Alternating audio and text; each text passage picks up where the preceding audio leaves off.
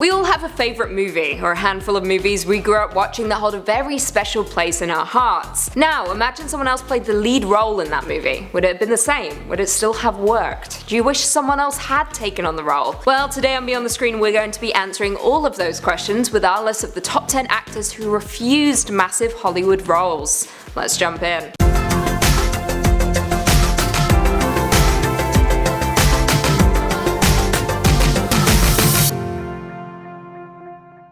Coming in at 10, Gwyneth Paltrow, Titanic. A few years back, Gwyneth Paltrow gave a very open and honest interview with Howard Stern, detailing some of the big Hollywood roles she was offered but refused to accept. Not only did she turn down Heather Graham's role in Boogie Nights, but she also went on to turn down the lead role in James Cameron's 1997 epic, Titanic. As we know, the honour went to Kate Winslet, who did a stellar job playing Rose DeWitt Carter, the wealthy socialite and love interest of Leonardo DiCaprio. Of course, as we know, the film to this day is still one of the highest grossing movies of all time. Paltrow stated to Howard Stern, I quote, "My mother will kill me that I'm talking about turning down movie roles. She says it's not ladylike." In an attempt to avoid the topic, she successfully steered the conversation away from her mistakes by stating that she can't change the past and her choices orchestrated something far greater. Preach, Gwyneth, but still, you done goofed. Coming in at 9, Christina Applegate, Legally Blonde. Earlier this month, Christina Applegate appeared on Watch What Happens Live with her Dead to Me co-star Linda Cardellini, where she was asked if she had any regrets about turning down roles in the past, particularly the roles that shot Reese Witherspoon into stardom, aka Elle Woods in Legally Blonde. The actress stated, I quote, "The story's been out there, but I wasn't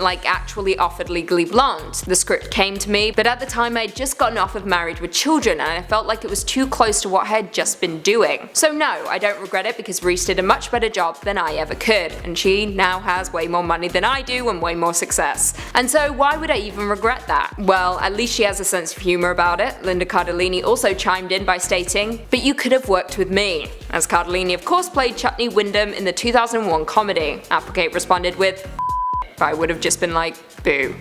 We all would have been like, boo. Pendant snap. In at 8, Sarah Michelle Gellar, Clueless. Have you ever wondered how drastically different Clueless could have been without Alicia Silverstone playing the iconic role of Cher? No? Well, now you can wonder. As we know, Sarah Michelle Gellar made history on Buffy the Vampire Slayer, catapulting her into superstardom. However, her career could have turned out very differently if she hadn't turned down one major iconic role. The Vampire Slayer was offered the role of Cher Horowitz in Clueless before Buffy even existed, but she turned down the role, which of course went to Alicia Silverstone. I'm sure she has some regrets considering the movie was a smash hit, setting the bar high for all 90s high school movies that followed. Coming in at 7, John Travolta, Forrest Gump. Forrest Gump has a place in all of our hearts, a slow-witted but kind man, bumbling his way through life while embarking on some truly wild adventures. What's not to love? However, like our last number, can you possibly imagine what Forrest Gump would have been like if Tom Hanks didn't take on the role? Well, now you can, because it very nearly went to John Travolta. Travolta was actually offered the role before Hanks even came along, however he turned it down to appear in Quentin Tarantino's classic Pulp Fiction. Now of course Forrest Gump went on to dominate the 67th Academy Awards, which I'm sure left a sour taste in Travolta's mouth, with him ultimately stating that he regretted turning down the role of Gump. However, would the film have worked with Travolta at its helm? That's the question. What do you guys think? Coming in at 6, Jennifer Lawrence, Hateful Eight. Now it's common knowledge that Quentin Tarantino often writes his characters with a particular actor in mind, hence why a lot of the same actors pop up repeatedly throughout his films. It's very rare that when Tarantino writes a role for someone that they turn it down. However, that was the case for Jennifer Lawrence, who was offered a role in The Hateful Eight but ultimately turned it down. Regarding the situation, the director stated, I quote, "She was just doing me a courtesy to see me, I think. She was doing Joy. She had to do all the publicity on the Hunger Games movies. There was no f***ing way in the world that she was available. Having said that, I'm glad I didn't cast somebody that young. I think I absolutely positively made the right choice as far as the ages of the characters." The role of Daisy Domergue ultimately went to Jennifer Jason Leigh, who was 25 years Lawrence's senior, so it was probably for the best that Jennifer wasn't interested. What do you guys think there? Coming in at 5, Sean Connery, Lord of the Rings. Gandalf has become an iconic character in cinema, with Ian McKellen doing a stellar job taking on the role of the powerful wizard. However, he wasn't Peter Jackson's first choice. The role was originally offered to James Bond star Sean Connery, who ultimately turned it down, losing out on nearly $450 million. To add insult to injury, Connery was offered a 15% stake in the film franchise's box office profits if he accepted the role, meaning the actor lost out on a potential multi-million payday. According to sources, Connery turned down the role because he didn't understand the part. I quote, "Even a veteran star like Sean can make a mistake so big that it ultimately causes him to lose out on a mind-blowing amount of money." Sean Connery has refused to comment on his refusal of the part, but has previously stated, "I read the book, I read the script, I saw the movie, I still don't understand it. Ian McKellen, I believe, is marvelous in it." Sean, seriously, what's not to understand? You're playing a f***ing wizard. Coming in at 4, Emma Watson, La La Land. Did you know both Emma Stone and Ryan Gosling were not the first choices to star in the Oscar-nominated musical La La Land? Former Harry Potter star Emma Watson was originally set to appear in the film alongside Miles Teller. However, Watson, while speaking with ITV's Lorraine, stated that she pulled out of the film due to scheduling conflicts with Beauty and the Beast. I quote, "With a movie like Beauty and the Beast, it's like 3 months prep. It's like 3 or 4 months shooting. It's in the UK. I had to be there to do that, and as I was saying before, you can't half-ass a project like this. You're in or you're out." And I was like, I've kind of got to be all in. And so this was really where my heart was, and I knew I had to fully commit and make sure that I did this. Now, of course, Beauty and the Beast did fantastic at the box office. However, you can't help but think Watson must be a little bitter that Emma Stone went on to win Best Actress at the Oscars for a role that she could have played. Coming in at 3, Will Smith, The Matrix. In February of this year, Will Smith uploaded a video to his YouTube channel titled "Why I Turned Down The Matrix," in which he told fans, I quote, "Alright, this is one of them stories I'm not proud of, but it's the truth. I did turn down Neo in The Matrix." Back in 1998, Smith was coming off the success of Men in Black and was in high demand in Hollywood. The Matrix writer and directors approached Smith and pitched him the film. I quote, "They came in and it was like they'd only done one movie, I think it was called Bound, and they came in and they made a pitch for The Matrix. As it turns out, they're geniuses, but there's a fine line between genius and what I experienced in the meeting."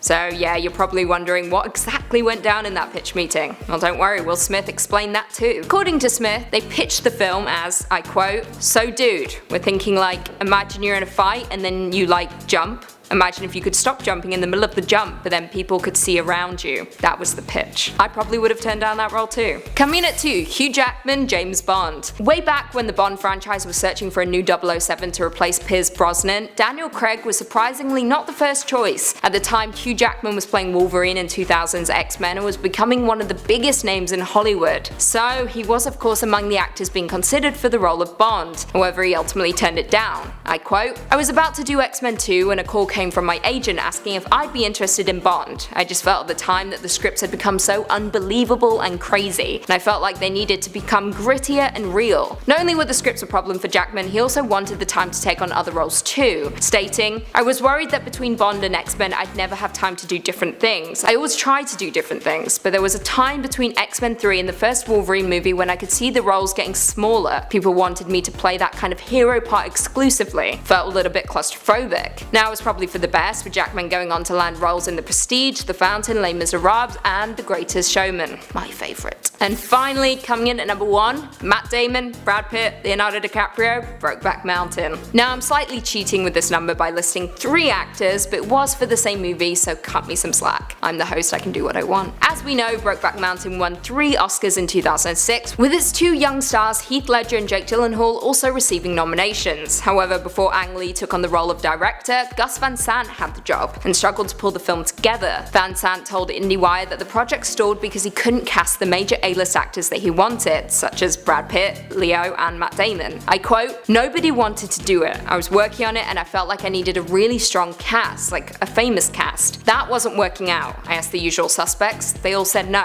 Now, it's no surprise because even at the time, starring in a gay love story was a scary move for some big name actors, but thankfully Heath Ledger and Gyllenhaal stepped up, with the two doing an incredible job portraying the closeted cowboys. Well, there we have it. Do you guys agree with our list? Were there any actors that we missed? And who do you wish would have accepted a role? Leave us all your thoughts and feelings in the comments down below, and perhaps we can do a part 2. If you haven't already, be sure to give this video a big thumbs up, subscribe, and turn on notifications so you never miss another Beyond the Screen vid. Until next time, see you later.